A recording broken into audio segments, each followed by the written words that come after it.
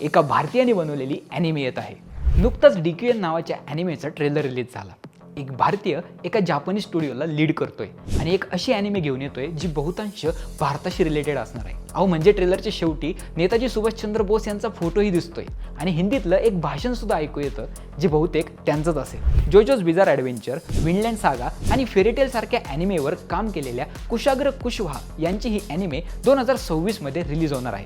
या ॲनिमेच्या स्टोरीमध्ये एक असं जग दाखवलंय जिथे वर्ल्ड वॉर 2 कधीच संपलं नाही, पण ते एका डिजिटल कोल्ड वॉरमध्ये ट्रान्सफॉर्म झालं। अनेक देश नष्ट झाले आणि आता त्यांची जागा AIच्या कंट्रोलमध्ये असलेले साम्राज्य, हॅकर्सचे ग्रुप आणि डिजिटल कल्ट्सने घेतली आहे, जिथे 12 अनोळखी लोक आहेत ज्यांच्याकडे एका डिजिटल चावीचे वेगवेगळे तुकडे आहेत जे एकत्र केले तर एका तिजोरीला ओपन करतील, ज्याच्यामध्ये एक प्रोटोकॉल आहे जो अख्ख्या जगाला रिसेट करू शकतो। बिट्रेयल आणि डिजिटल वॉरफेअर सोबत आपल्या रियालिटी आणि कोडिंगमधली लाईन अस्पष्ट करणारी ही कथा आपल्यापुढे एक फिलॉसॉफिकल नॅरेटिव्ह मांडते, ज्यामध्ये कोणीच हिरो नाहीये। या ॲनिमेला मॉर्फिक नावाची एक AI टेक कंपनी प्रोड्यूस करत आहे। ही पहिली ॲनिमे आहे जिला बनवताना ट्रेडिशनल ॲनिमेशन स्टाईल सोबत डायरेक्ट सिलिकॉन व्हॅलीमध्ये तयार झालेल्या कटिंग एज AI टूल्सचाही वापर केला आहे, जे आपल्याला ट्रेडिशनल आर्ट आणि मॉडर्न टेक्नॉलॉजीचं एक कडक फ्युजन दाखवतं। आणि आता मॉर्फिक $1 मिलियन फंड सुद्धा लॉन्च करणार आहेत, ज्यामध्ये ते क्रिएटर्स आणि फिल्म मेकर्ससाठी वेगवेगळे cutting edge animation tools provide करणार आहेत।